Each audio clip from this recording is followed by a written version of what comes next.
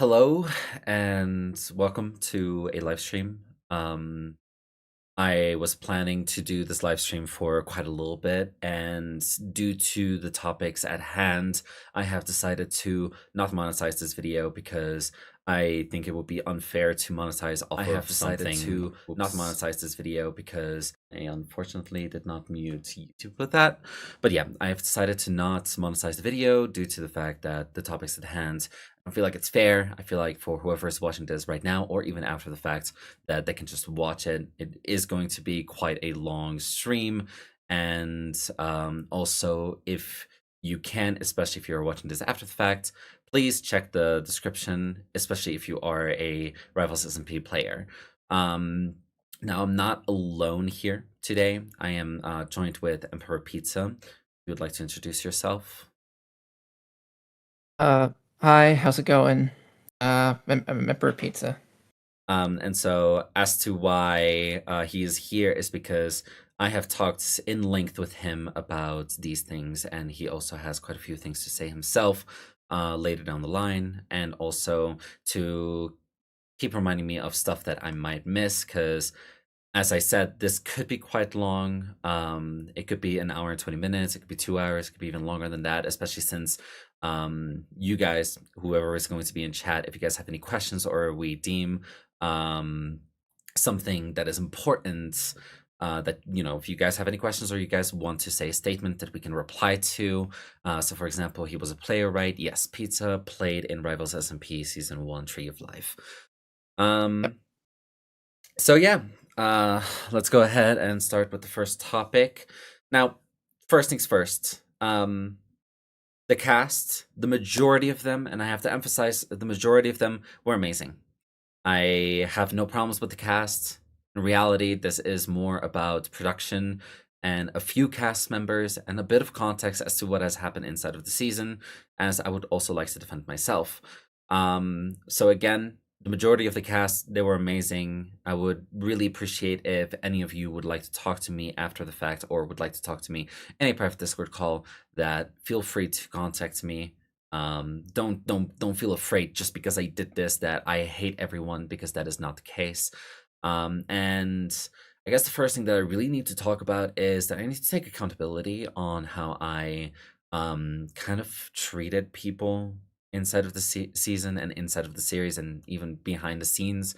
There have been many occasions of me being quite snappy at people, and while this isn't outright an excuse, there were things in my life, factors that made me a little bit more sustainable, or like, basically it was more likely for me to kind of like have a negative attitude in a lot of these situations. So if I ever snapped at you, or if I ever did something that you deemed as, you know, something that I did that I shouldn't have done, I completely apologize about that. I know what I have done wrong.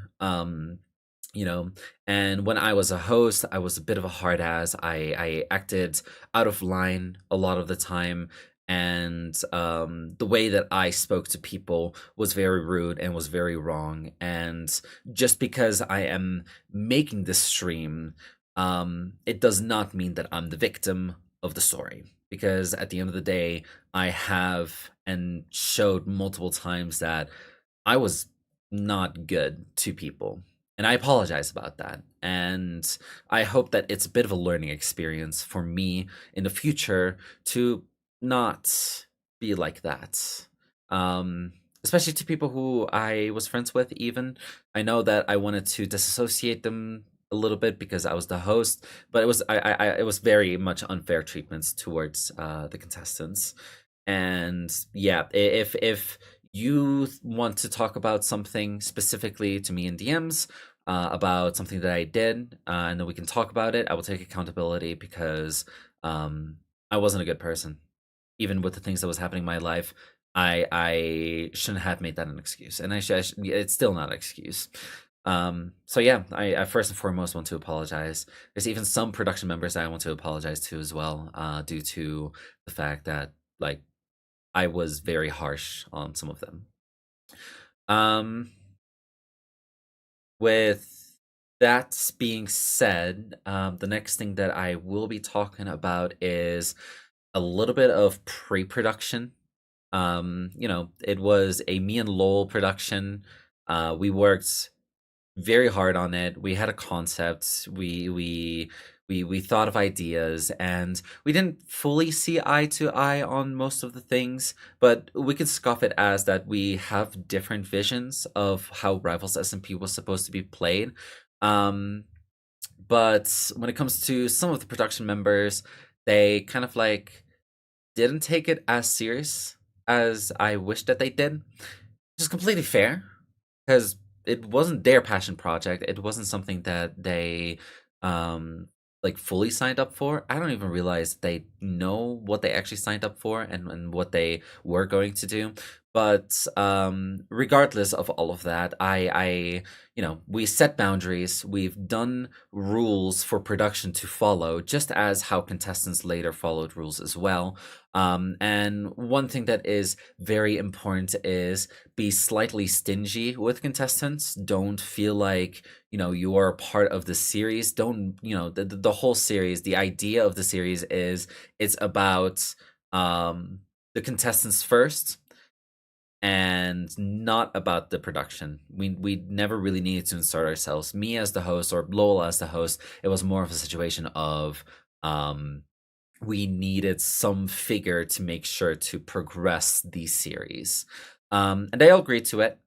And this kind of included the fact that, don't particularly talk with contestants like freely about the season. And also if it's inside of the server, like the inside of the Minecraft server, don't really pop up and start talking and start feeling like you are free to kind of like talk to these contestants like, you are a part of the series. Because at the end of the day, we were all production and it was always contestants first. I understand as to why some of the production members got upset by that. And from my understanding, it wasn't just production. There were some contestants that felt a little bit that it was a weird rule. But again, as I said, it was a very important like factor. Do not mingle with the contestants too much. Hmm.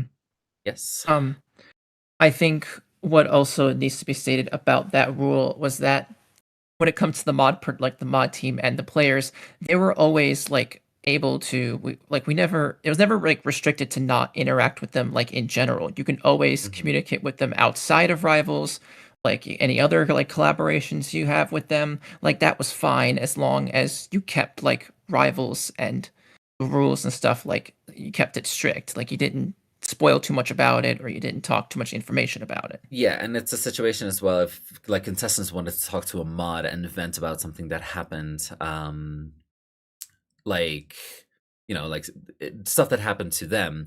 If the moderators and production members just kind of like stayed quiet about it, like it was fine. Like let them vent, let hear it out. Don't really give opinions about it. But as to why this was quite important for the series is because we didn't want to create a bias inside of the series.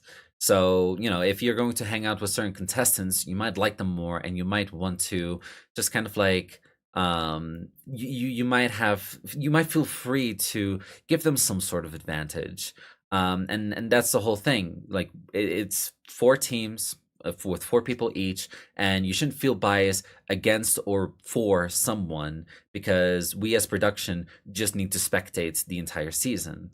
And the whole bias situation is a big factor of why this stream is actually happening. We're going to be talking more about it later. And yeah, like, and there was other rules as well. Some that are more minor than others. But yeah, I think we can kind of like move on to the next thing. I guess. Um, Let me think. By the way, if any of you have any sort of questions, um, like again, feel free to comment. Like, don't feel shy about, um, you know, not watching the stream and then not saying anything at all. Like, you guys are very much free to do so. I guess the next person that we're going to introduce, and there's in reality, only three people that we're going to be naming at all, unless people want to kind of like insert themselves in the conversation and then, allow us to talk about them. Somebody that was in the preseason, somebody who applied was Flaring Wolf. Now, if you do not know who Flaring Wolf, he was a contestant in Challengers SMP. He was on the Team Krogung's team, and he applied to be a part of Rivals SMP Season 1. Um, Now, a little bit of context about Challengers SMP is that Flaring Wolf said a few things and did a few things that has rubbed people the wrong way, me included. I am not going to say that I haven't felt a few things about him. Um, I'll also say me included as well. Yeah. And it would like what I will say in defense of Flaring Wolf is that I don't particularly think he realizes that he does a few things that rub people the wrong way. So in reality, he did things that he didn't really know like what to do. Um and again, not defending him. Um as to why this matters is because of context of what is going to happen in the future, as to what we're going to be talking about. But somebody he rubbed the wrong way in probably more than like they kind of like got a vendetta against him was Lowell. Um, Lowell practically implied that, well, not practically, he kind of said it to me straight up. He basically said to me that if Flaring Wolf is a contestant or even a backup to Rivals SMP, that he would remove himself from the series. Not only that, but take away all of production with him. Um, Now, for context, a lot of the production were his production. Think about 70 to 80% of them were his production. So I would basically be left of a choice of taking Flaring Wolf as a backup or basically removing him. Now, as to why that is such an issue, especially at the time, is that when he said this, there was only 13 applicants, which was way lower than the 20 that we wanted, even though we went for 16. Um, and in reality, I'm going to be frank here. I agreed with him and I respected his decision. And I was like, you know what? If that's the two options that you give me, I am, of course, going to pick you because I value you and I see you more as a friend. And hopefully, we're going to get more applications. So I agreed with him. And, we made it very clear to not only ourselves, but also to production, we are not going to take Flaring Wolf in. And so that's why Flying Wolf wasn't even considered as a cast. He was the only person who we had to straight up deny the application for. Um, Again, it is very important to talk about this for the future. I will bring this back up later. Um, let's talk about how the first 3 weeks that I was, well, 4 weeks basically, because we had a break week. The first 4 weeks that I was there, there were a few complications, but one thing that kind of irked me, and not everyone did this, there was only a select few that did this. They kind of vilified me. They made me look out like I was the villain. While I understand where that is coming from, due to the fact that I was a bit harsh and a bit hard to some people, I do believe that the way that some actions, that some of the contestants' actions came off as, it was just, it felt a little bit unfair to me. Now, again, I'm not defending myself. I'm not the victim in this story.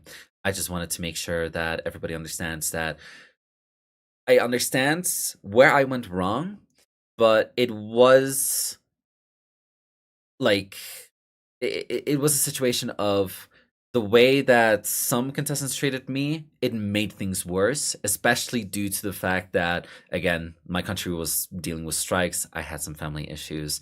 And in reality, if I didn't have these issues, I think I would have been a little bit more like tough and strong about the situation. But again, that didn't happen. So I decided to, I kept quiet about it. There's definitely some people that I talk to, they're basically free therapists in that sense. But yeah, it hurts. when people did that. Hmm. And there was a few things in general that, I thought was not okay. I think that when it came to being vilified, it was like not only from the decision, some of Jervy's behavior, but it was also along the sense of any decisions that certain contestants did not agree with, certain choices that were made for like the challenges and stuff. And most of everyone, or I guess the people at that time were probably pointing fingers at Jervy because I guess it was based around behavior as well, even though it was mostly Jervy and Lowell that had or did the final verdicts for most of these decisions. Yeah, and so even if I didn't make a decision outright, even if it was, for example, Lowell made the decision, I still got blamed for it. And in reality, the truth of the matter is, even after I left production entirely, this might just not be true. This might be slightly in my head. I still felt like people blamed me for decisions after I fully left. Um, but I guess we're going to name the third person. Just gonna name drop Spoon. He was on the Crystal Ravens. He was somebody who looked very promising when we did the interview, but in reality, he was quite an issue, in my opinion. There's a lot of things that he did. He was very much a part of vilifying me as well. And in reality, I'm going to be very frank here. I think I started it before the season even started, it like 10 to 20 minutes before the season started. I wanted everybody to just kind of like sit on bleachers. If you would like watch the Rivals SMP live stream or well video about the first challenge, you could see that everybody was neatly placed on the bleachers, but he would already kind of show signs of, I am not really going to listen to production, I'm going to do what I want, which rubbed me the wrong way. And I know it wasn't just me, it was quite a few people actually. So multiple times I was like, hey, Spoon, sit on the bleachers, sit on the bleachers. I think I said that 3 times until I outright said, Spoon, if you're not going to sit on the bleachers, I'm going to give your team a 10-minute penalty. It doesn't matter what team you're on. Then he decided, okay, I'm going to go sit on the bleachers. It took 3 shouts before he actually did it, which is already showing that he's being quite problematic in the first place. Now, Spoon has, I believe, just never really liked me. And in reality, I wasn't the biggest fan of Spoon either. But that, I think it's obvious as to why, and as to what I'm going to explain later. It makes very much sense. So, due to the fact that he didn't particularly enjoy me or like me, he would be the one who would vilify me the most, who would try to rally people against me. And it kind of works. I never really spoke out to him, and there were like 3 different occasions, like in like the first week, and just following that. Like for example, there was one challenge, Knight's Move. He was participating in it. There was a reason as to why the running order was the way that it was, and then he still blamed me for it. Kind of like complained about it a lot. One thing that you need to know about Spoon is that he's like a master of complaining. And I think it kind of like boiled over. I didn't see it as a big issue when it came to Knight's Move, but I saw it a big issue for the first weekly challenge, which was Build Your Base. When it came to Build Your Base, I was harsh on every single build. You can watch it. The stream is legitimately on Rivals SMP. It's there. So I was harsh on every single one, even with Cyan, which I had a hard time trying to nitpick. But he found such an issue with me with that after like the challenge was over, he would just kind of like badmouth me the entire time. Now, just to let everyone know, I did not clap back. I did not like fight back. I did not fully defend myself in any of the situations because at the end of the day, I thought that what he said, that is his opinion, that is how he feels about it, and that is okay. And I still believe that to this day.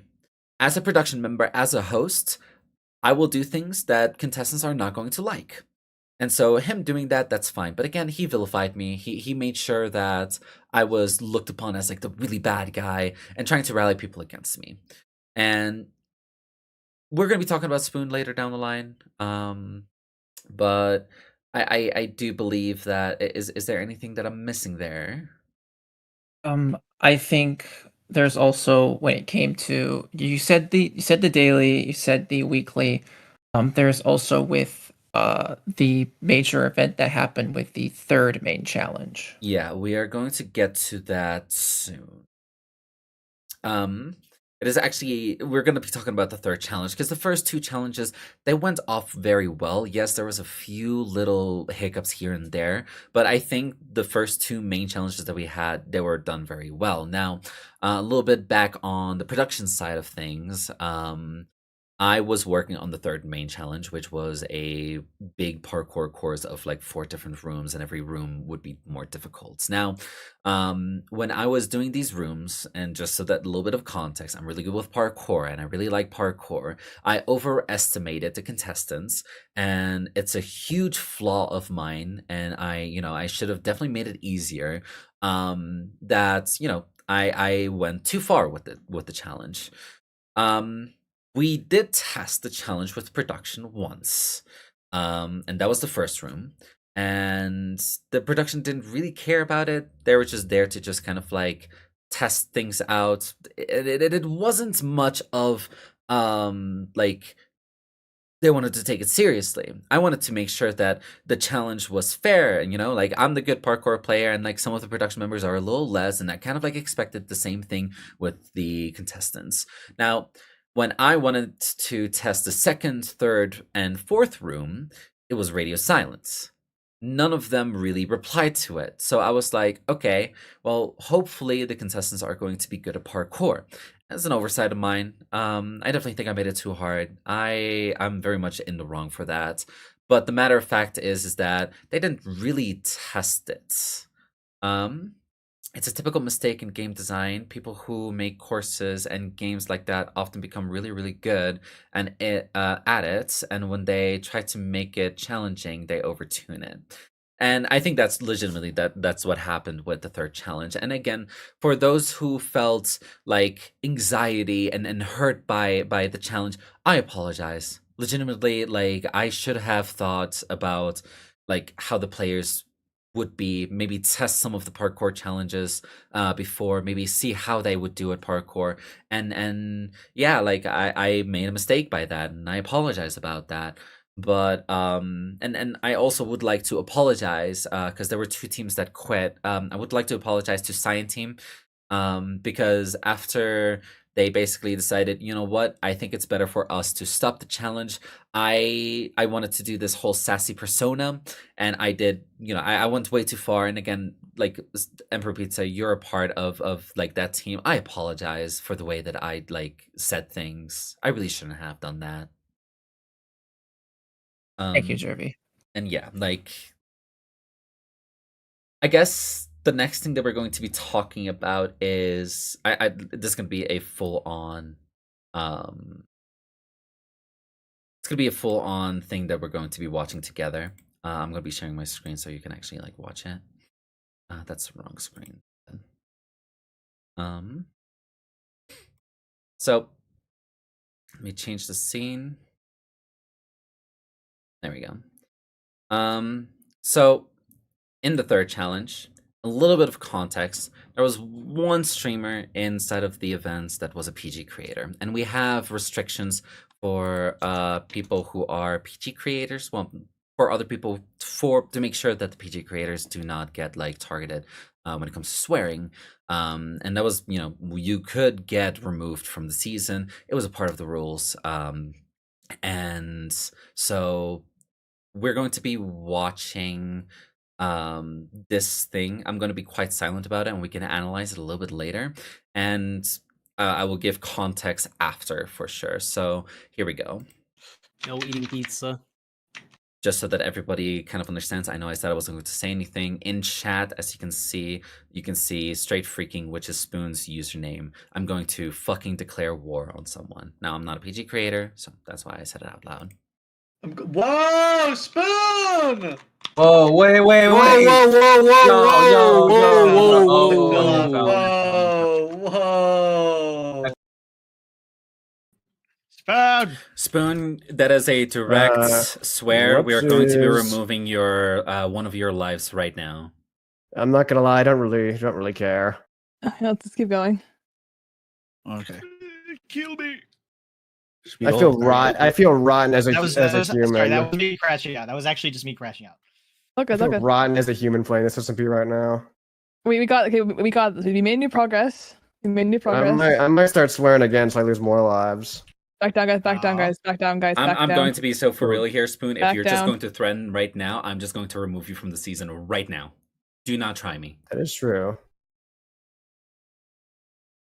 Do you want? Think about Actually, it. no. I'm just going to go ahead. I'm just going to ask you right now. Do you want to leave? I do kind of like my team, so I guess I'll stay for a little bit. No. and Do you I'll want to decide- leave yeah. straight up? Because I'll just allow you to leave right now the entire season, and I'm going to let your team to just keep on going, just like how Team Boss and Team Raid are doing right now. Because that is real disrespectful what you're doing right now. Do not try me. You okay? So do you want to leave? Yes or no? No, I kind of like my team. All right, then you guys can keep going. Kill me. Okay. Kill- And that's a clip, right? So he swore. I went in, I said, "Hey, Spoon, you're going to get a life removed due to the fact that you just swore outright." And again, you have to really think about it. He wrote it down, probably read the message again, and entered it. So he had multiple occasions where he could have held back and be like, "Okay, you know what? Maybe I shouldn't send this." I stayed quiet because all I needed to do was announce that he was going to lose a life, and that's it. And I was just kind of like sitting there because I kind of like, wanted to make sure that everything is fine, but I was going to leave it at that. The matter of fact of that he basically like threatened to keep swearing, which I don't particularly understand why he would say that, especially when I'm in the call. Did get a reaction out of me. Now, the way that I reacted, I did it in front of the entire Crystal Ravens, which you could see as maybe I shouldn't have done that, but I needed to take action right there and then before anything would have happened. And so, when I threatened him, well, not threatened him, when I told him, "Hey, I could just remove you from the season," it might come off as like really harsh, but I needed to. That was the time where I needed to take action. And that was, by the way, the first time that I took action against him. 4 weeks into the series, I took action on him. I never like reacted like that at all. I had reserved feelings about him, but it wasn't a situation of I was going to go against him the entire time and kind of like have this really like toxic relationship with him. But I had to talk about it. And matter of fact is that the way that he spoke to me about the situation, like he was very disingenuous with his tone. He did not really care. It felt almost like he was proud that he did it.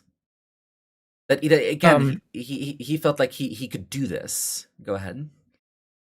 One of the chatters asked, and losing a life was agreed upon consequence for swearing, right? Yes. That was, yes, it was one of the main rules of Rivals since we had a PG streamer into the series, that if you did swear in front of the PG streamer or they had like a way of seeing the swear whatsoever, you would get a life taken. Yes.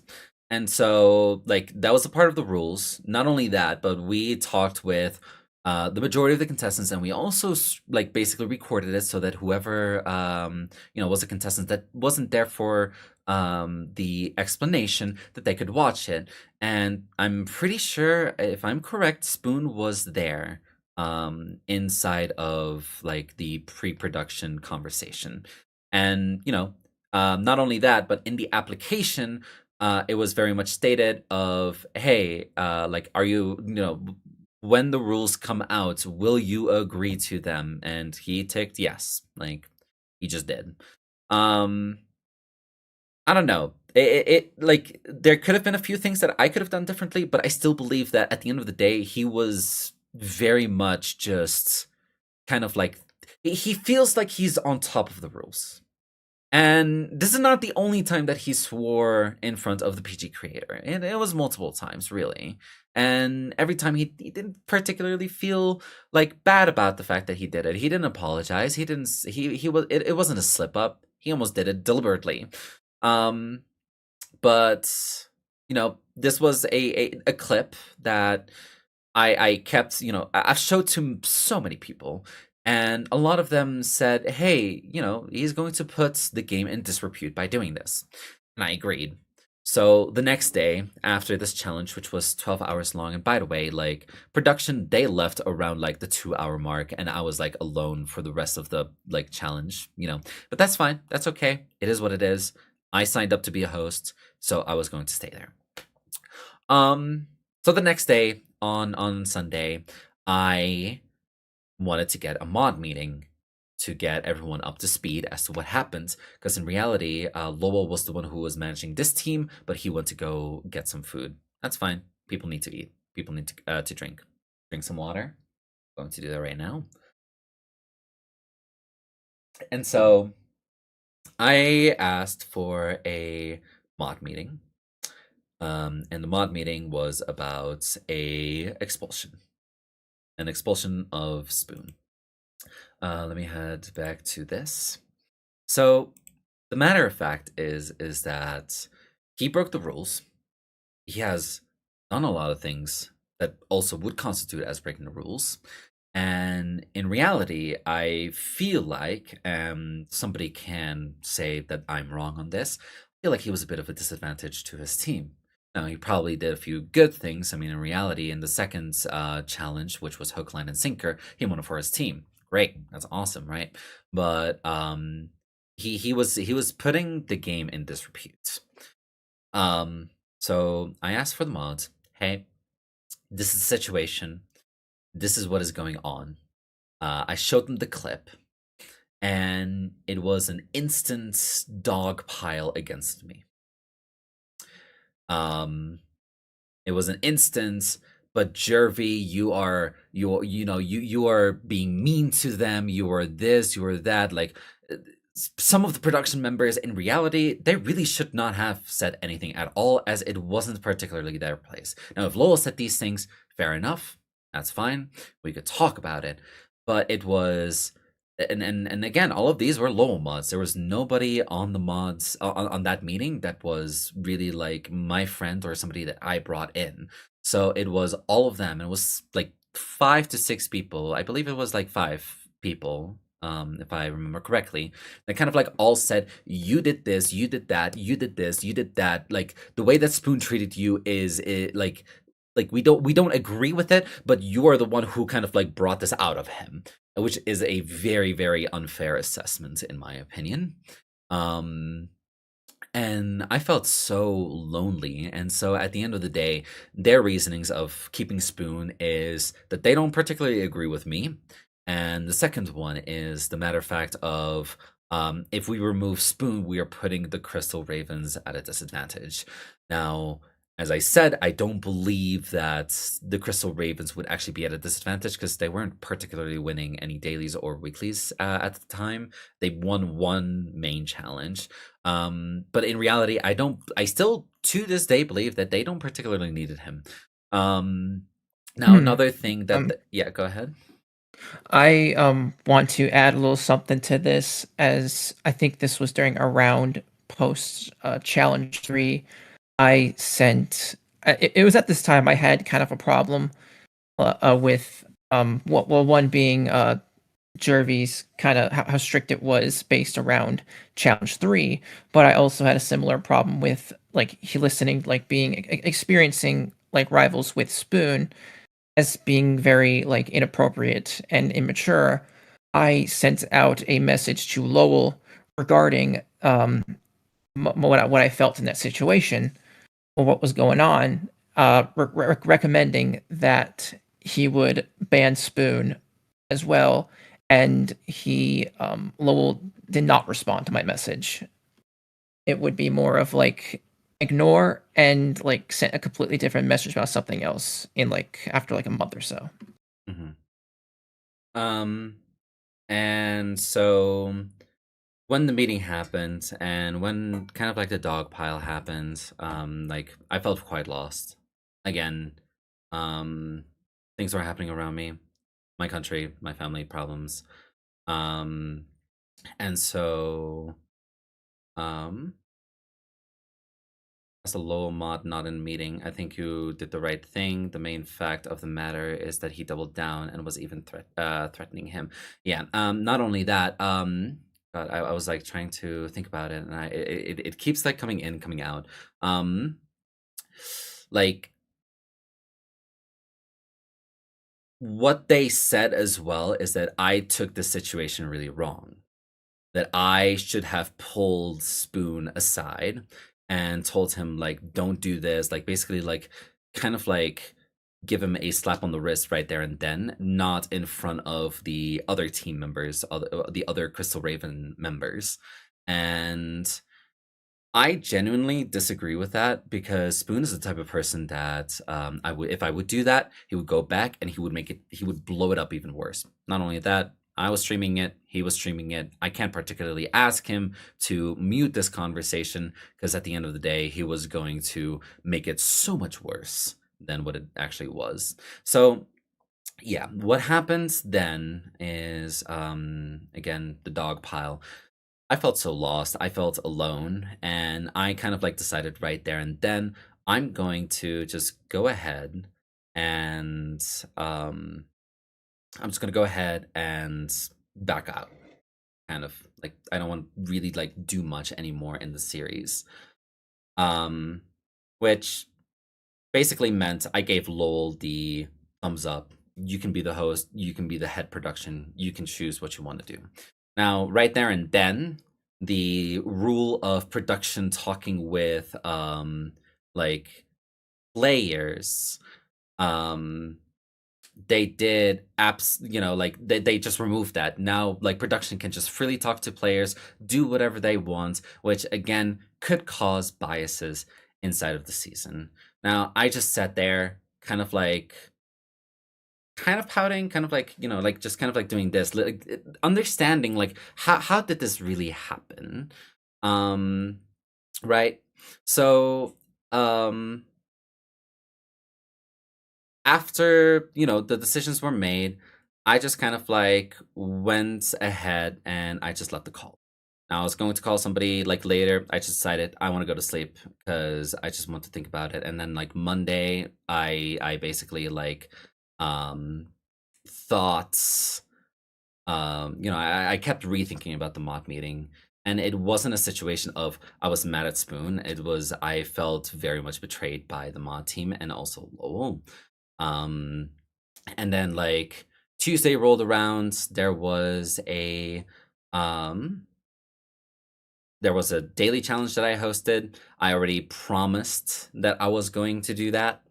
And yeah, like, I did it. And then Wednesday I decided I'm going to leave entirely. I am not going to be a host. I'm not going to be a part of production as my mental health like slipped down the drain. It went, like the bottom of the floor, basically. I was not okay. And when I told Lowell, hey, I am, I'm leaving, I'm quitting production, I spoke to him on Thursday, and at the time, I still felt good about him. I still felt like me and him could like still be close after the fact. But on Sunday, I spoke to a friend who is outside of the Rivals SMP, so it might be a little bit biased for me. But they brought out, or information. Well, not information. That they brought out the idea, like, did Lowell really have my back? And I believe It was outsider's perspective. yeah, outsider's kind of. perspective. Was Lowell the one who caused all of this to happen? And the conversation went on, and I'm really thinking about a few things, right? He did a lot of things behind my back. He did a lot of things that I didn't agree with. For example, and this is like a really like silly little thing, and I was, I saw it. I'm like, you know what? I'm just going to let him have it. He went ahead and um yeah, put a ducky in a pond, which, he never told me that he was going to do that, but I already told him, hey, I don't want you to do that to them, or, to anyone, doesn't matter what team, because they might feel emboldened to ask more stuff, which eventually could get them to manipulate you. And that was kind of like what it was.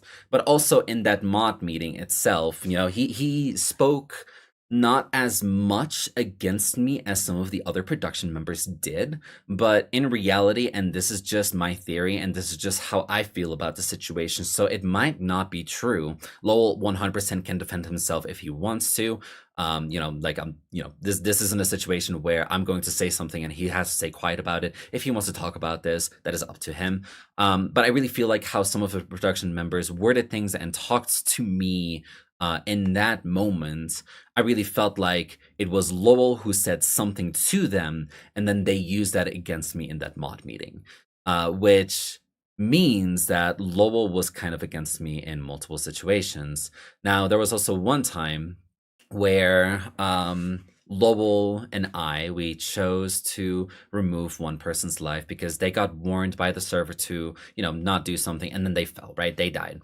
We looked at the situation. If one, they didn't go in and try to do it in the first place, and then like doubled down and tried to do it again, we would have, said, you know what, that's fair. You didn't know that. You fell in lava, we're going to revive you. But we both decided, and it was Lowell first who said, no, we cannot give him the life back. Now, it proceeds to that contestants to make a voting thing, like a petition to get everyone to vote, to write down their name, to say that person needs, well, the person who died would get their life back. Now, I was quite confused about this. I don't know where this came from.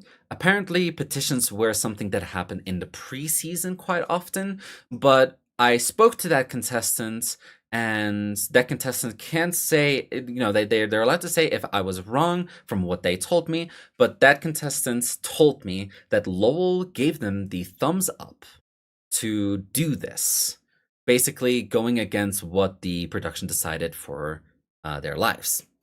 I felt a bit attacked by it, which in reality, like, I shouldn't. And again, I apologize by that. I think I took the manners way too much, and I really shouldn't have done the things that I did. But the matter of fact is that contestant said that Lowell gave the thumbs up. Now, I spoke to Lowell, and originally he denied it. He was like, no, I didn't do that. I didn't say that at all. Why would I ever do that? And I'm like, well, the contestant told me that you did that.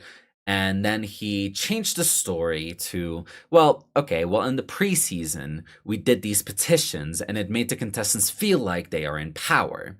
So the idea is that the person would just do the petition, hope and pray to God or whatever, like, religion or non-religion it is, like, just pray and hope that somebody is going to say, no, I'm not going to sign the petition, and that we are going to leave the life intact. Like, we just keep the life removed.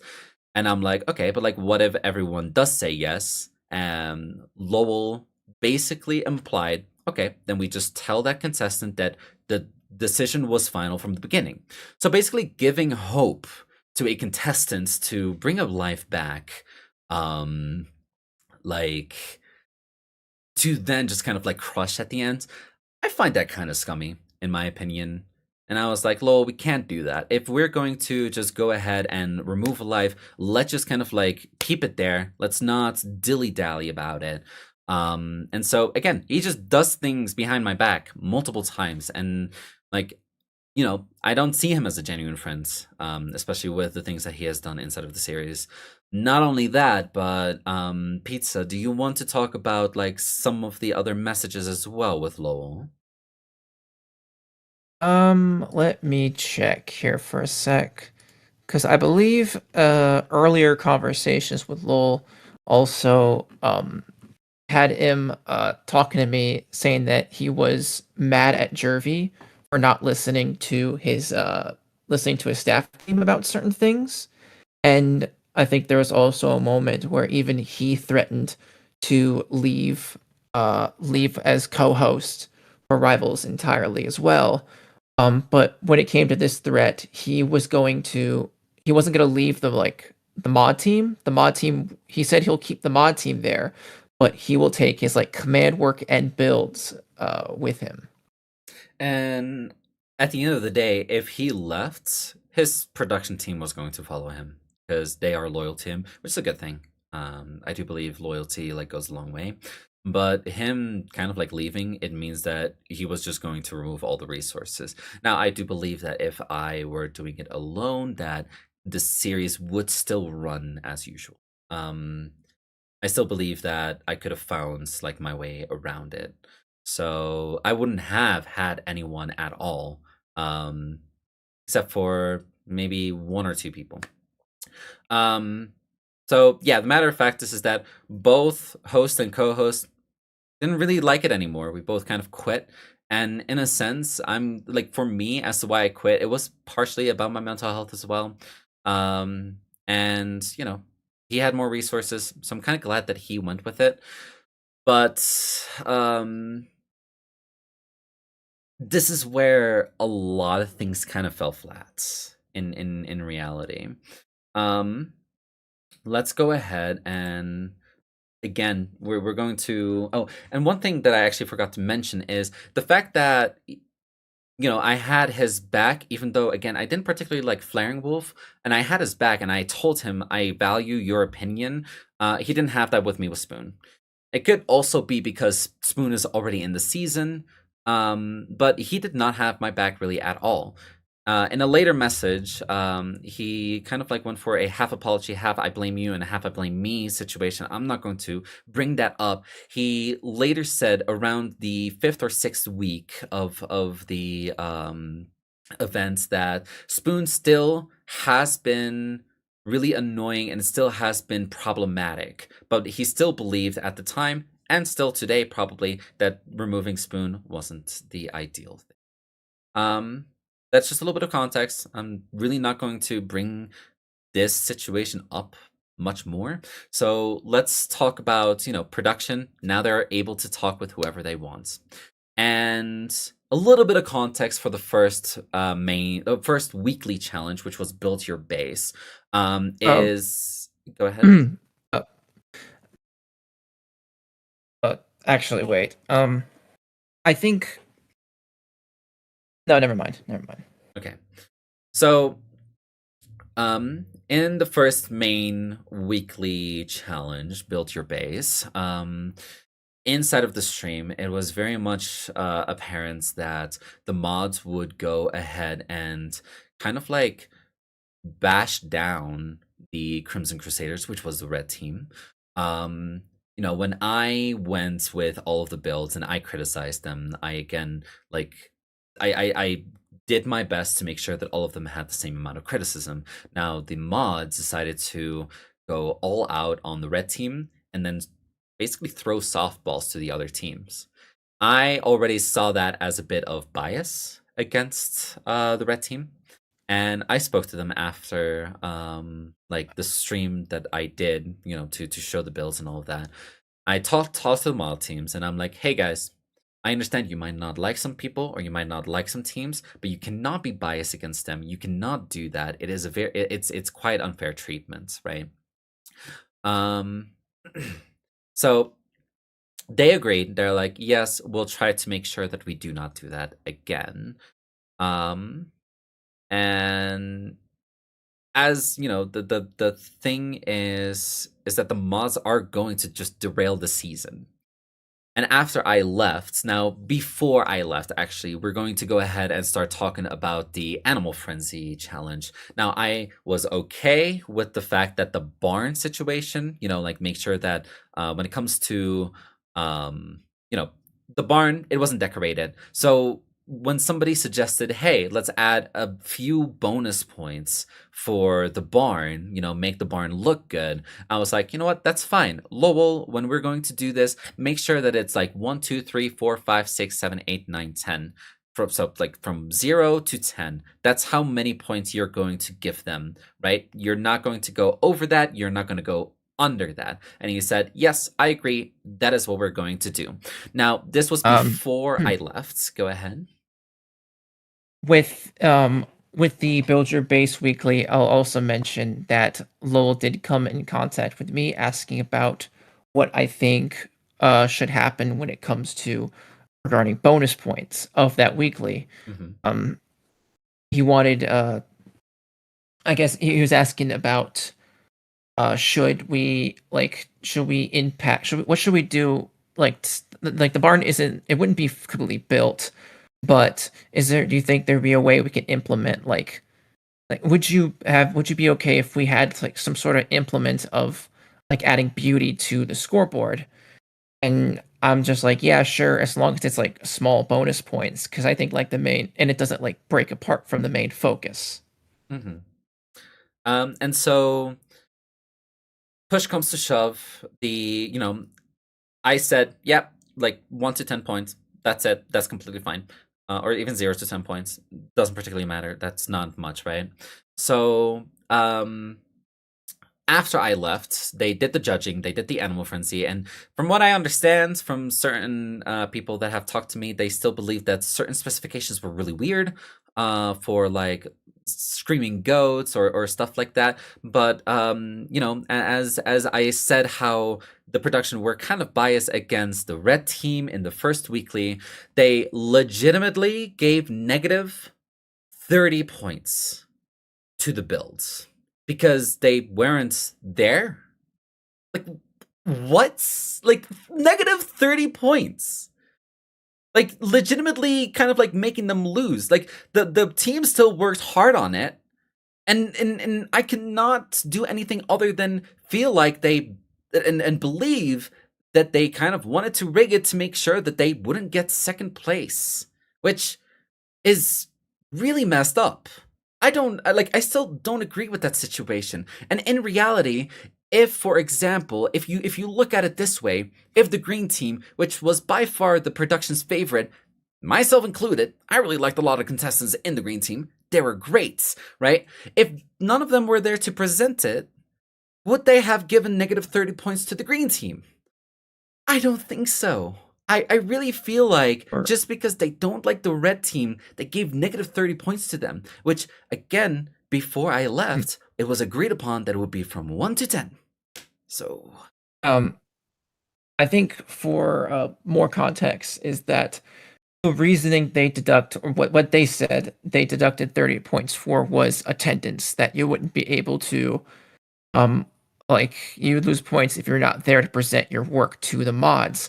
And when it comes to, like, for my personal opinion, I don't think that attendance should affect the overall score, because there's always going to be, like, outside factors that will prevent someone from showing up. There's always, you never know when, like, an emergency happens, or God forbid, like, someone ends up in the hospital, you have to, like, be there for them, and you just can't miss the weekly. So the fact that they lost points for potentially something that's like out of their control, it just seems a little unfair to me. Not only that, it was never specified that they needed to be there. If something like that would have happened, why didn't it happen with sacrificial ores? Like, what if you weren't attending? Would you also get negative 30 points? It doesn't make sense. It really was so out of the question. Like, why would you give negative 30 points? And again, it was agreed upon that they would only give a few extra bonus points. The fact that they got negative 30, which in my belief, I believe what happened was there were 3 mods, and so like every mod would have like 10 points to give out, which wasn't the case. It was a cumulative, like, mods decide how many points that they're going to get together. So that's super messed up. I am so not going to lie. I still to this day find it baffling that that was a decision that was made. I just don't find it okay. So The other thing that I do believe that was rigged was the Build Your Monuments challenge. You know, I believe like I watched all of the builds. You know, I saw how they looked like, and first things first, Crystal Ravens blew it out of the park. If they were still first, even after what I'm saying, completely fair. They did really great. That is It not was a an good issue. build. Let's talk about specifically the Crimson Crusaders and Team Raid. Now, I'm not going against Team Raid. I don't. The thing isn't about them. The thing is about production, right? Team Raid, they didn't build a monument. They built a park. In the middle, there was a fountain with a ducky. With that ducky was, you know, that's their monument because there was a ducky in the pond once because Lowell put it there, which means that it wasn't really something that they thought of. It was basically Lowell likes ducks, so how do we please Lowell? Slightly. It might not have really gone that way. I might be fluffing it slightly. If I am wrong, again, tell me about it and we can have a conversation about it. But the matter of fact is that they, you know, if you look at both of the builds, yes, the Crimson Crusaders, they had a few things that were bad. I think the cauldrons were like not necessary there, but they still had a monument. They had a statue. They had something that was grandiose, big. And then we have a park. We have a national park where it really doesn't make sense. How is it that the green team got second place and the team that built a monument got third? I once again am going to have to say that was quite biased. Lowell and one of the production members there, they just liked Team Raid a lot more. And frankly, again, I did too. They were really nice people. I really liked them. But if I was there, I would still not have been biased against or for a team just because of it. Because I looked at the builds and I would have given the Crimson Crusaders second place or even first. I think I'll also if you want my opinion on the builds. In fact, I know it was like a park. I actually did quite like the green team's build a bit, but the problem with it was that it wasn't what the objective was when it came to the weekly. Yeah. Again, when you think of a monument, you think of a statue, and they didn't really give a statue.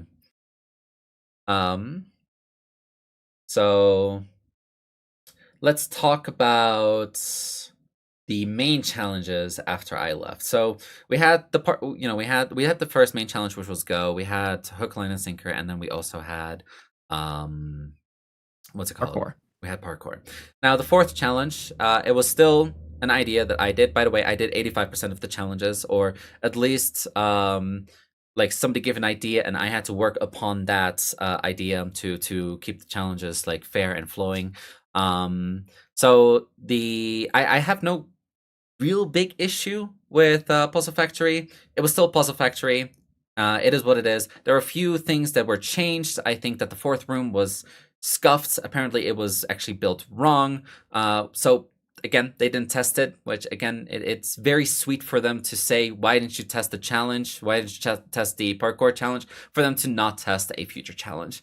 And it's not the only one, by the way. So I have no problems with the Puzzle Factory. It worked. It happened. Let's talk about the sixth main challenge. Go ahead. Can I also mention that when it came to the behavior of Spoon after the fact that Jervy left the server, it was really noticeable for me when I took part of Main Challenge 4 that Spoon was very loud and interrupting the mods when they had to like describe the challenge. It just, to me, it seemed like he did not learn his lesson and was still very obnoxious. Yeah. So, by the way, I completely forgot I said six challenge to finale. I'm talking about the fifth challenge here. So, Fifth one. yeah. So originally there was supposed to be 7 challenges, but they cut it down by a week because of stuff that was happening. I completely understand that. I think that was the right decision. So the 5th challenge that they did was Turf Wars. I think that's what it's called, I believe. Which had I had no idea. Yeah, something along the lines of that, right? which was from what I understand, and you actually told me this, Pizza, it was a Hypixel minigame that they just brought into Rivals SMP. It was either Hypixel or Mindplex. It was from an old server. Okay. I can recall. And one thing that we need to know, by the way, like Lowell, he's a very smart guy. He knows how to do commands very well. But the problem with commands, and we do have a game developer in the chat, he could probably like give a little bit more context into this, is that one singular thing that is wrong, it could ruin the entire thing. And so wasn't Pizza there like 5% of the time? What? I think you were there more often than I think you were there like top Was 8 there of people more? who were there, yeah. Yeah, I did play a lot in Rivals. Yeah. So it like I think the idea was fine. But again, the fact that it was going to be command blocks, one single thing inside of the commands could ruin the entire thing. Now, I don't hate the idea. I find it a little lazy that we're taking something from a different server or something that, you know, like we didn't think of our own. But as to why this challenge was done in the first place is because there were, you know, by the way, there were 2 other challenges that they could have chosen from that I've already explained to them, and I've explained to detail with them, and I'm going to talk about those challenges right now. They could have chosen any of these 2 to fill in the gap, which wasn't heavy command intensive. And so like what happened was, let's see, it's specifically a thing with code. Yes, if there's a mistake in the code, it can mess up a lot of other stuff, although a wrong comma could usually just cause an error message, and it doesn't compile. So yeah, he is a game developer, he knows about this, right? So one of the challenges, the original 5th challenge that we were going to do was and it had to do with the build your monument challenge, by the way. It's a blow up other teams' monuments. Like that's what the TNT was for. That's what you know, like that's what you know, the whole challenge was blow up other teams' monuments. So it could be we had a large pyramid, which was already built, by the way, from, you know, what I saw. And there's like 4 sides, of course, pyramid, 4 sides, where on each side there was a monument that you could blow up with TNT. The way that it was going to work is that in the middle of the pyramid there was like TNT cannon structures where you kind of like memorize them, and then you would kind of like go up and then do them. Now you could target, like as a team, you could target whoever you want. You could even choose like 2 of your team members to go target one team and 2 team members to go target one team. It could also be a situation where you could have an alliance with another team to try and take out another team. It was complex. It was strategy. People did what they wanted to do. If the monument was fully like completely destroyed, it would, you know, they would be eliminated. So that's where the build your monuments actually kind of like came from. So when they still did the build your monument, I thought, hey, that's kind of good. That means that they're going to do that challenge, but they didn't. That was a little bit more of a complicated challenge. So I would understand why they don't understand that, but this next one, it's ridiculously easy. It is called Trivial Endurance, where in the first section, think of it like a game show set, right? A 80s game show set. Think of like Jeopardy. Think of Family Feud, and Price is Right, like stuff like that. And all 4 teams would be behind a booth. There is a button. Whoever clicks it first, they get to answer the question. We would have 50 questions, or maybe less than that. I don't exactly know how many questions we're going to go with. But so the idea is, after this trivia question, there's going to be a ladder endurance. Now, I could explain the ladder endurance. If you guys want to, say yes or no. If you guys want me to go into Minecraft and explain how the ladder endurance would work, it's very simple. Like, you just kind of like stay on the ladder. But as to why the trivia is so important is, so for example, when it comes to Emperor Pizza, if he clicks the button and he answers wrong, there will be 1 rung of ladders for his team that will be removed. But if he like goes for the button and he answers right, he chooses as a team, like his team chooses which team would get punished. So it's a bit of, again, a strategy, a social dynamic. Who do you want to screw over and how are they going to retaliate against you? Now, the endurance part is quite interesting because you guys are going to banter. You guys are going to do the content creator stuff that you guys were going to do. It's a very easy challenge to really not mess up. But from what I understand, from what somebody told me, is that they did not know what I was trying to say. Again, the way that I explained it to you, I explained to them. It really isn't that difficult to actually like understand what I was trying to imply and trying to say. They just didn't want to listen to me. Came from one ear and out the other. And it happened multiple times. So those were the two backup challenges that there were. For the main challenges, right? I'm not going to be talking about the finale just yet, as that is going to be a whole big section later. And I think I guess the next thing that we can talk about is the weekly challenge. Like the one that like the people, like the contestants have to do their own like, challenge, right? Jervy? Yeah. Oh, okay. I think I will explain that those two challenge would have been, I guess, like easier to manage for the mods. But when it came to like this main challenge, I think most of you will know what happened with it in the end. There was a lot of complications with the command blocks. The main person who built it, like it was mostly Lowell, he was not there, and most of the like challenge was relied on Halo. I don't blame Halo at all for like not being able to manage the main challenge. I think he was also trying to figure out how it worked himself. And like main challenge 5 did was a bit of a cluster. Yeah, and from what I understand, they did test the challenge and it worked fine. So I'm not exactly sure what happened there. Me neither. Yeah, so let's talk about the weekly challenge where the contestants had to do their own daily challenge. And so this is where we're really going to have Pizza kind of like talk about something that happens. But I will say originally that wasn't a weekly challenge that was going to do. I'm not really going to talk about the other weekly challenges. One of them was a parkour course that you guys had to build for me as a revenge of the parkour course that I built for you guys. With a few restrictions, of course. And the other one was, we actually don't really have to like talk about it much, but they changed a weekly challenge from some of the other things that we had in mind to you guys build daily challenges, which I didn't particularly like because it wasn't about, like we as hosts and mods need to be creative about the challenges. But I think it's interesting to talk about the science daily. And this is where Pizza is just going to like talk. Okay. So for the people who were not there for the Cyan Daily, I'll also give clarification. It was a very simple Jeopardy-inspired challenge where it was just we had a bunch of questions on like a Google presentation. We would just make a little chart, show how many points you can earn from each question, and if you got it right, you'd get the points. I think it was joked around from like a few contestants or one or two contestants that like if you got it wrong, you lose points. But that was something we did not take when it came into scoring. We did not add that into our rule book.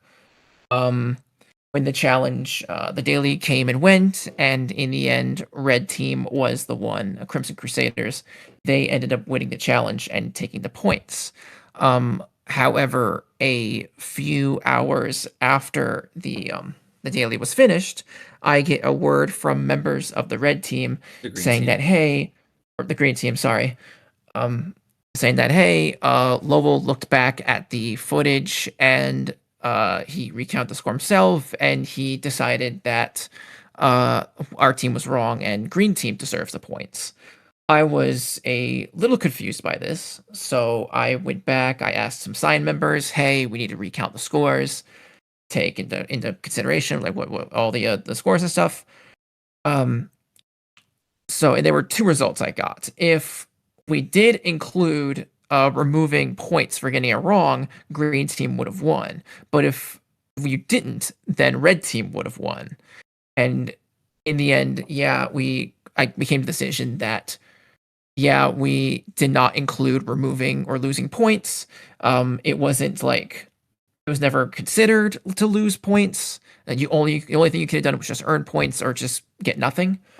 So in the end, red team won. Red team deserved the points. I think the problem came in was that it was.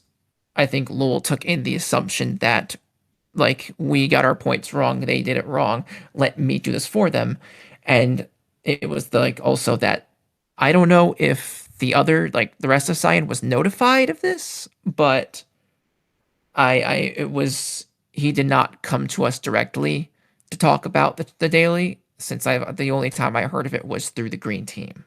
Yeah, and also just to mention, and as MLG Kid kind of pointed out, in the normal Jeopardy rules, yes, you would be removing points, but as it was stated, Cyan Team made their own rules, they made their own Jeopardy, and they decided who would win.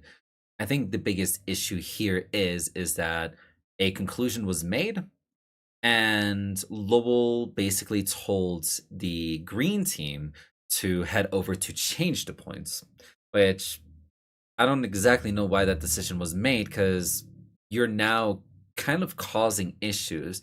And the matter of fact is don't bring the contestants to do it. If you have an issue and you think that you need to talk about it, why don't you do it yourself? Anything else you would like to mention? I think there was from what I heard, there was a situation where some of the mod team became a little too hands-on in the season. I've heard like a few contestants were in like a trial chambers, and there was a time where one of the production members kind of stepped in and also like did the trial chambers with them, and the contestants were very annoyed by it. Yeah. Which again is something that they added after I left, which I still to this day disagree with because it's supposed to be about the contestants first, always. Guess we're gonna talk about the finale now. Yep. The finale originally, now they still had the tag element to it, but in reality they just did hide and seek again, which was a daily challenge that happened earlier in that season. And the original idea for the challenge, and I'm going to explain both of the rules. First, the one that I originally thought of, and then what they did, which was tag you're killed. The original idea is every single team is going to have one member that is going to be a tagger, or aka somebody who's going to be a killer. They are going to be rummaging around the tree of life and trying to tag people to get their team to win. Now you choose who you're going to target, and yes, they would have glow on them just so that, people know where they are, so, it makes it a little bit more interesting. So the players, they tag a player. Let's say, for example, somebody on the green team decides to tag a player on the red team because they think that the red team is a target. Again, it's all about strategy. It's all about what do you choose to do. Now, there was a few rules in place. So, for example, if that said green team tagged a red team player, that there would be a 5 minutes 5-minute grace period between those two. And also, when I say grace period, that means they cannot kill them, they cannot be chasing them the entire time waiting for another chance to kill them, and stuff like that. So there were rules to make sure that there's not going to be any sort of foul play. If they would break the rules, we would disqualify the entire team. Yes, it's quite harsh, but again, we wanted to make sure that everybody is in a it has fair treatment to it. And yeah, again, it was about the contestants. Us as mods, we were supposed to just be spectating. We were just supposed to be watching what happens and then just crown the winners. They just completely, the hosts and production members, they just completely inserted themselves inside of the finale. Now, as to why they did that, my theory is that I believe they wanted a certain team to win. Now, I'll get to that a little bit later. This is just a theory. This is just a rumor. Doesn't mean that that's the actual truth. They can defend themselves in it. Even if they, if I say this and they talk about it, they're going to deny it. and I still don't know if that's the full truth either. They changed the rules to where they just became the killers themselves. Specifically, they're the killers, but also players can also kill each other, which removes the aspect of like, well, why are you guys involved if players can kill each other? If we wanted players to kill players, then why didn't we just do the same thing in Challengers SMP finale, where it's just an all-out PvP brawl? But that doesn't matter. Lowell and a few production members, they became the killers. They had a glow effect on them, and they had a few things, and the players had a few tools to defend themselves with minimal durability. So for example, they get a sword that only has 5 durability. Very important part about that, because we're going to be talking about it later. Now the life system, as to why the tree of life is very important, is like the amount of lives that you have, that's the amount of lives that you will have for the finale. It will always be capped at 5. Now, I'm not sure if this is true or not. Some of them had 6 or 7, and they might have been removed later. It's a little vague about that, what happened there. Not everybody knows exactly what happens, right? So people started hiding. Go ahead. I'll also like to say, when it came to the weapons, the durability, those were able to one-shot the mods that were after you, and once you killed the mod, they would respawn back at the tree. Yes. So, people started hiding, people started going, and I watched a few POVs. Tried to watch one of each, to see like what happens in their team. I had to skim through because it was 3 hours long, right? So I wasn't going to watch like the entire thing. But it was very apparent to me that Lowell and the one mod that was with him at the time went into the nether because the red team was in the nether. And it felt like a few times that they went to the nether to just kind of like try and lower their durability slightly. They didn't outright kill them like at the time, but they lowered the durability of their weapons, and also they removed a few of their pendants of immunity. Now, Pizza, you specifically said something in chat that I found, you kind of noticed. It was at the time. I was with CJ. We were at the time. I was doing my own thing. And it was noticeable through the chat that there was the mods were going after a lot of members of the red team. With frequent messages saying that the mods were slain by red team members near the first like hour or so of the stream. And I think around the time I noticed, it was just like a joke thing, but I put in the chat that like, mods, I think you should go after another team. You aren't winning this fight. Yeah. So at the beginning, it was just to say it was really noticeable. Yeah, so at the beginning they were kind of targeting the red team, and I think they kind of noticed it at some points to where they started to finally move away from it, but the durability of like their weapons and also the amount of arrows that they had was already quite low at the time. Now, one thing that we are going to be talking about, and I've heard it from 2 different people, one from themselves and one from I heard somebody else tell me that they heard about this, that the mods had a mini-map in the finale. Now, I'm going to disprove something later, and I would love to know what mini-map they used. I believe I know exactly what they used, and me and Pizza, we were literally in events with that same mini-map, I believe. First of all, why is there a mini-map? Probably just so that they can locate players a little bit faster. Now, it was said after the fact that, oh, don't worry, this minimap is not that broken, because if players shift, then they would be fully hidden from the minimap. Which I don't believe. I'm going to be so for real here. I do not believe that statement. As many times, and I've seen it a few times, Lowell would go, and I'm going to use Science Base as an example. This is not exactly what happened. He would, somebody would be hiding inside of a building. He would go into Science Base and like the science factory. It would be like, is somebody in here? And he would say this out loud, by the way. It was very corny in my opinion. Doesn't matter, right? Not that like that exactly matters. But he would go in. He would be like, is anybody in here?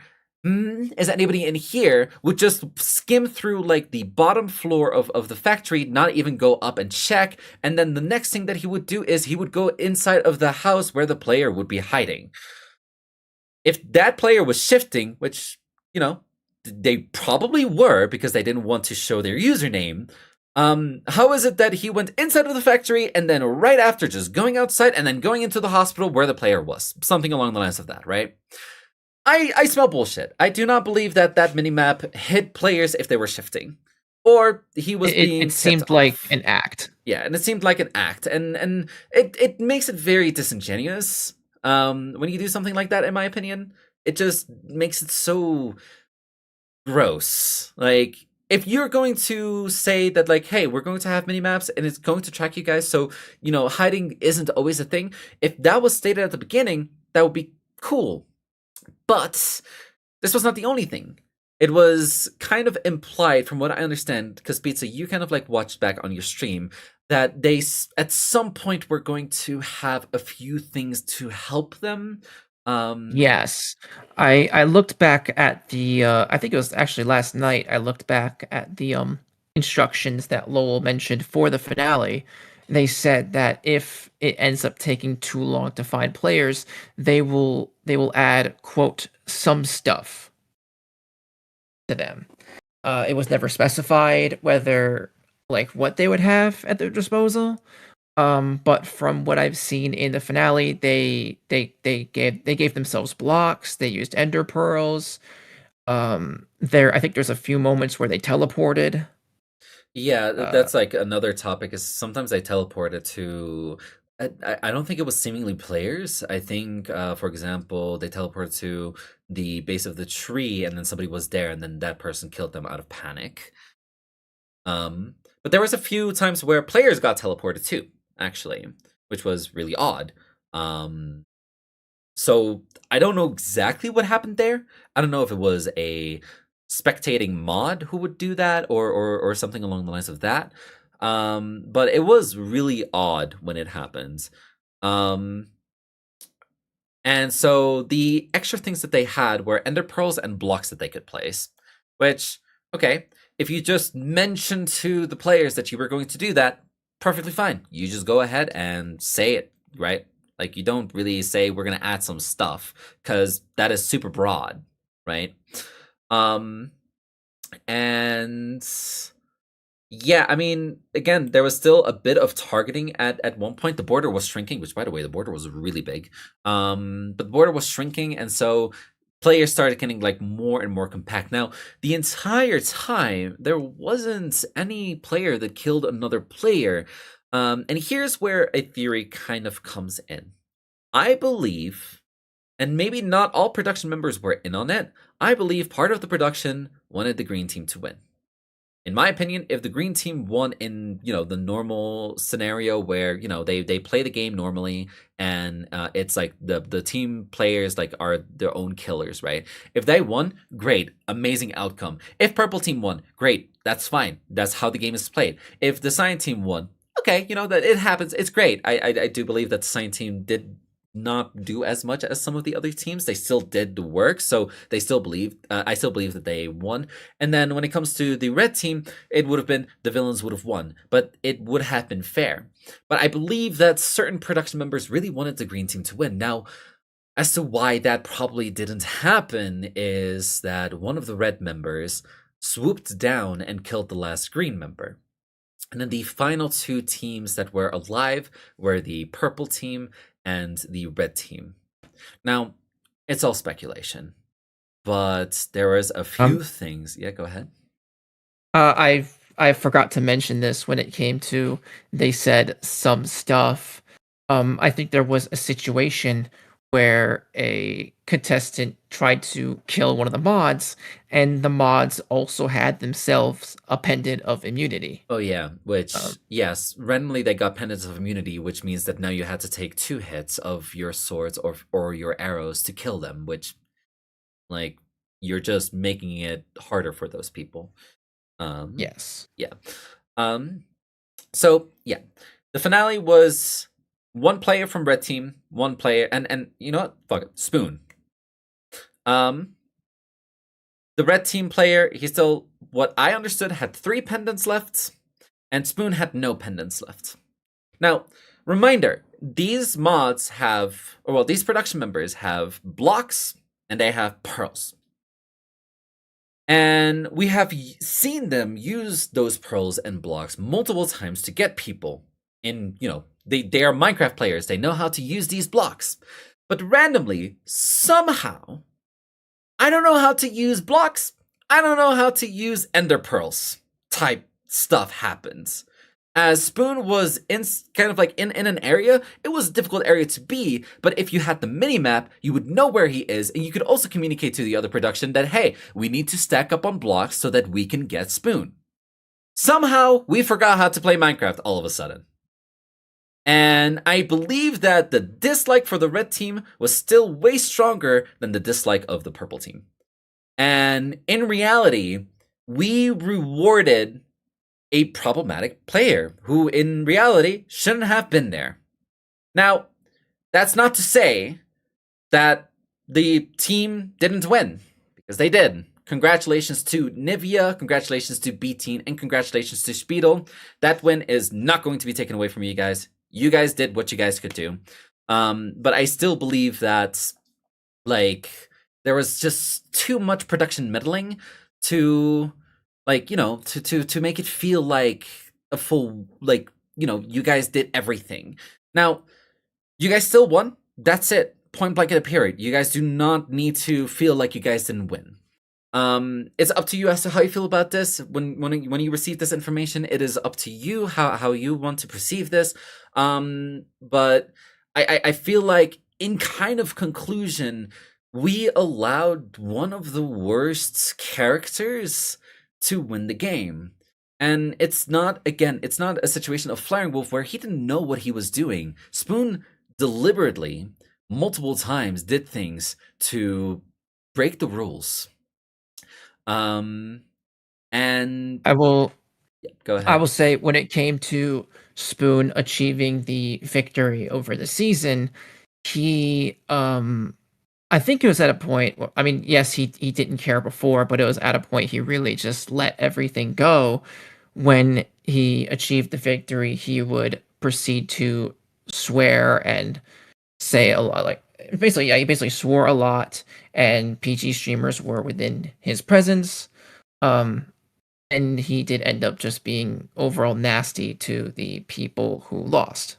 There was apparently multiple people in the finale that felt free with their swearing. Actually, it wasn't just Spoon, which still wasn't okay. In reality, if people swore even in the finale, we could have just said auto disqualification. Don't feel like just because it's a finale that now you get freebies, right? But yeah, regardless, we allowed a bad character to win the game. Not only that, again, we allowed somebody who didn't care about the season to win. And yeah, I have a lot of issues with that. I'm not gonna speak on other people. If people have issues with it, that's fine. If people still find it okay, that's fine. Purple team won outright. That's what happens. Now, when it comes to Lowell, I feel like he had a vision in mind as to how Rivals SMP was going to be played, but in reality, the original idea that me and the other hosts had in mind, which not the host, the owner of the series had in mind, he completely derailed once I was gone what the season really was about. We had the first half, which was a little bit more coordinated. We knew what we were doing, and then the second half, he just kind of let things happen. And I feel really betrayed by him. I feel really hurt by him, and I don't think I'm ever really going to be okay with him. The only way that I would talk to him, and this is even far-fetched and might not even happen, is there's 2 people on my side, there's 2 people on his side, and somebody in the middle, man. Just have a conversation in Discord, and we can record, because I don't want things to be taken out of context, basically. I don't trust him. I don't think I ever really will trust him. And when it comes to the future of, Rivals SMP, the owner, the actual owner, he can do whatever he wants. If he wants me to be a part of the next production, I will happily agree to it as long as Lowell isn't there. If he chooses Lowell, I'm just not going to be there. And if he chooses to drop both of us and do their own thing, that is up to them. in conclusion, and I said this at the beginning of the stream, anybody who was a part of Rivals SMP that wants to talk to me in private, that wants to talk to me in private, go ahead and do so. I'm willing to open. Don't feel afraid to not speak to me. If you have any questions that you didn't want to ask in chat, because like it's quite a public forum, that's completely fine. But please, please, please, I don't hate any of you, except for like kind of Spoon, but like I don't really dislike any of you. And if you guys want to have more answers in that way, please feel free. Don't be afraid to talk to me, because I don't want like our connection to end just because of this. I will also state that I will also open invitations for private conversations as well, if you have any questions with me. But for what I wanted to do with this is that I wanted to just I wanted to just get everything out there. I just wanted to tell everyone what was happening, and now I feel more at peace with at least like getting my thoughts out there.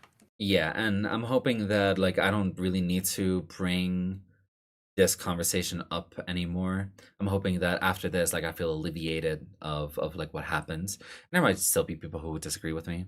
And there, if you find that, you can agree to both sides, that's fine. It's never a situation of just because you're friends with Lowell, you can't be friends with me. And I think it's the same thing with pizza. Just because we don't like somebody, that doesn't mean that you can't interact with both of us. I think that's really it. Yep. Yeah. I mean, that was the full conversation. Again, if you're watching this we after covered the it all. fact, like speak to me. Feel free to speak to me. And yeah. Other than that, I hope everybody has a good day. I'm gonna end the stream now, and have a good day.